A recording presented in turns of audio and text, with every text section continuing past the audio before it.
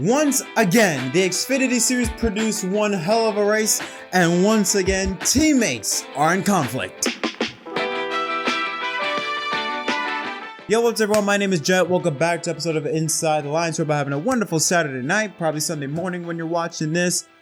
Once again, we got to talk about the Xfinity race at Martinsville. Last year, it was all about Ty Gibbs and Joe Gibbs racing. This time, it's all about Sheldon Creed and Richard Childress racing.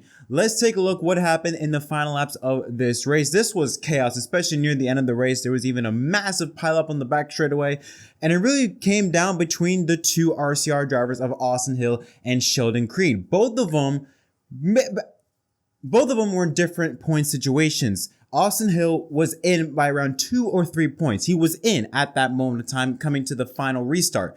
Sheldon Creed, on the other hand, was 66 points below the cut line, so he needed to win if he wanted to advance. Now you got the stipulations. So coming to the final restart, it's Austin Hill and Sheldon Creed side by side. Creed on the high lane and Austin Hill on the inside. Coming to take the green, Austin Hill just spins his tires entering one. Creed on the high lane. Now Austin Hill comes up, side swipes Creed coming off of turn number 2. Hill with the advantage. Now Creed tucks in behind and just absolutely runs over Austin Hill, but it's a bump and run nonetheless, pushes him up the racetrack. Still though, Hill holds his ground coming to the final lap. Creed once again tucks in behind it as Allgaier got into the wall. Creed once again puts a bumper to Hill, pushes him up the track. Again, this time much more force, gets him sideways. Now Creed side by side with Hill as they enter the back straightaway for the final time. They both hit again. Creed goes up the racetrack and then either jams on the brakes or something, but then Hill just runs to the back end of Creed's car. A massive pop ensues. Justin Allgaier from third to first edges out Sheldon Creed to win the race as a hellacious crash ensued behind.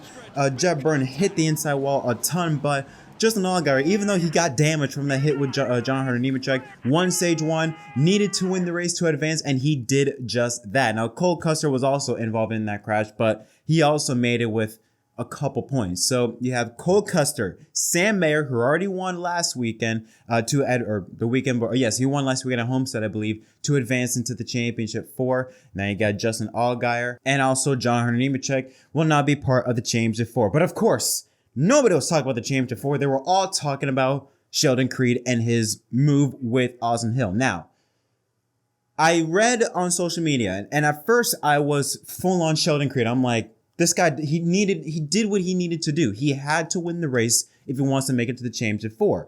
Don't hate the player, hate the game. The rules, how it's set up, he had to win. So of course he had to do something. He's already leaving RCR, so why the hell would he care about racing his teammate very clean when it makes sense? Now, some people pointed out about this move on the final turn where Creed came up the racetrack and either jammed on the brakes or was very slow, but then Hill just ran right into the back end of him.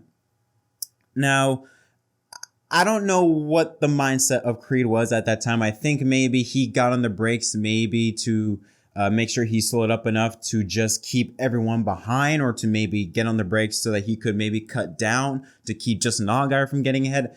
I don't know what the mindset was, but I think Creed did what he needed to do. And to be fair, Hill got one up on Creed multiple times. Turn number one, right as they took the restart, and then also coming to the finish line, Hill again sideswipes Creed pretty aggressively, forces Creed to mess up his entry, and I think that forced Creed to come up to racetrack and to create that whole calamity coming to the finish. So even with that whole mishap in turn 4 in the final lap, I can't put all that entirely on Creed. Hill did start it, so again, he started it, you have to take it as well. If you dish it, you got to take it. But after the race, very interesting.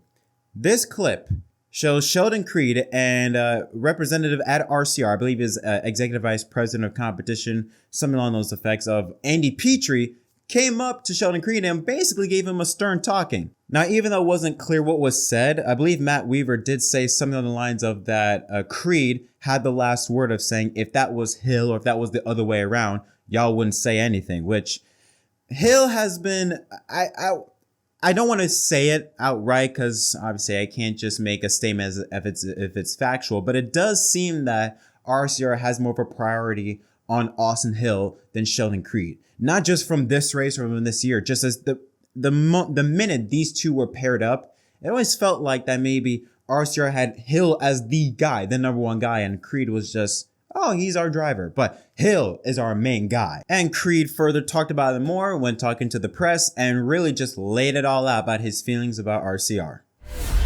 They clearly like him, you know, and he's done a really good job, and he's won 4 races this year, so I'm so happy to be going where I'm going. And I feel like, yeah, I pushed him up off the bottom, but I didn't dirty him up. I didn't spit him out, and I gave him a chance to finish second. You know, had I gone in there and wrecked him like Ty did to Brandon last year, different story. So I feel like I did what I had to do for my guys to win.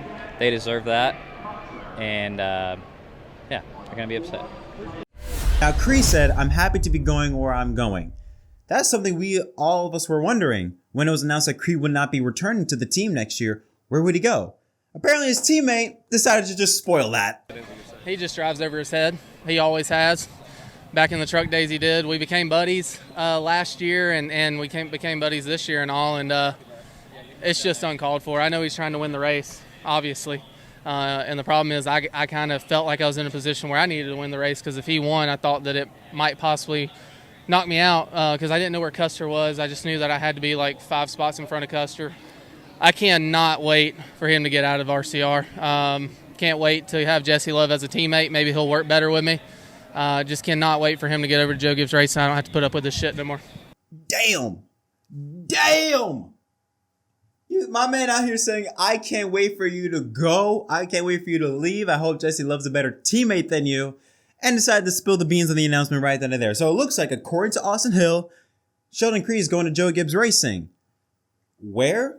Don't know. Don't know if it's going to be the 20 car. Probably the 20 car, since Nemechek is moving up to the Cup Series next year. But damn, that's all I can really say is damn. And to further add fuel to the fire. So not only you had Andy Petrie, call out or criticize Sheldon Creed, you then had Austin Hill criticize Sheldon Creed. RC himself calling out Sheldon Creed. He said this in an article with NBC Sports, saying, quote, I've had drivers drive for me before, but nobody as stupid as Sheldon Creed. You don't do that as a team player. What else do you want me to tell you? God damn. RC, you idiot. You say that with Austin Dillon as your driver? I'm sorry, I had to. I'm just saying, I still remember Chicago. He bottled that. But no, on a real, wow, that is insanely disrespectful. Yes, it didn't work out in the end, because at the end of the day, neither RCR driver got in the championship four. But you have to place some of the blame on Hill. I mean, He did say in another interview, that he didn't know what the point situation was. That's the crew chief. That's the team's fault. If Hill would have stayed in second and Creed would have gone on to win, both of them would have made it. Creed would have made it on the win. Hill would have been the last driver in, 2 points above the cut line. They both would have made it. Why Hill was racing Creed that aggressively made no sense. I understand. Yes, you want to win. I get that. But from a team's perspective, you have to understand the risks you're dealing with. If you race each other that hard, you have a greater risk of taking both of yourselves out of championship contention instead of racing as a team and get both of you in. It's kind of just like Martinsville last year with Ty Gibbs and Brandon Jones. Gibbs was already in. There was no need to attack. Think about the team.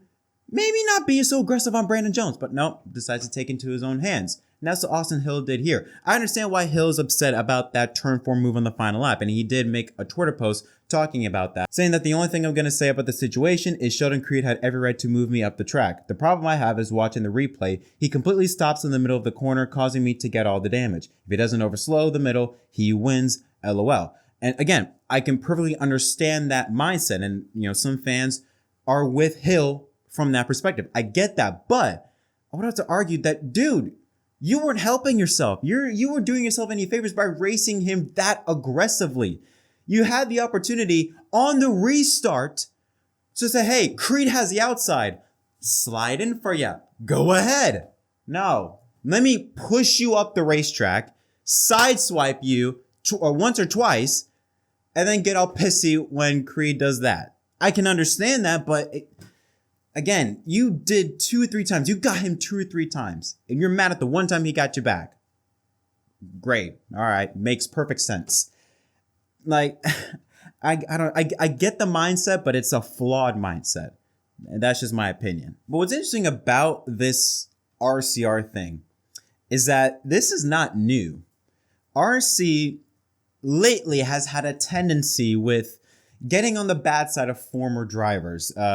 Near the end of Harvick's run with RCR, 2014, when he had that, or should say near the end of 2013 season, when he had that incident with Ty Dillon, I should say, at Martinsville, and said, the reason why I'm leaving RCR is because you have all these kids coming up that have been fed with a silver spoon. Obviously, they, were able to bear the hatchet and all that, but you had that. Then you had Tyler Reddick and the whole contract thing going on. It kind of did him dirty, basically saying either you leave or I will personally screw you over. And now you got this. Creed still got one more race under his belt. I would not be shocked at all if RC, because I feel like RC can be very petty and will just find a new driver to drive that 2 car next week. I would not be surprised at all if RC did that. Would it be messed up? Absolutely, but I would not be surprised. But for Creed, on the other hand, oh man, once again, how many times has Creed been in position where he's this close to winning, doesn't get it? One immediate jumps to my mind is Darlington, I think, last year. You had this, I think, a Talladega race. I'm not sure, but he has been in so many positions where he had a shot at winning and either finishes second or gets wrecked or something happens. But him potentially, according to his own teammate, going to the 20 car next year, I hope that he can be able to do some good things and finally get that first Xfinity Series win. But man, oh man, Martinsville, so exciting. And now we get the Cup Series coming up, which, oh God.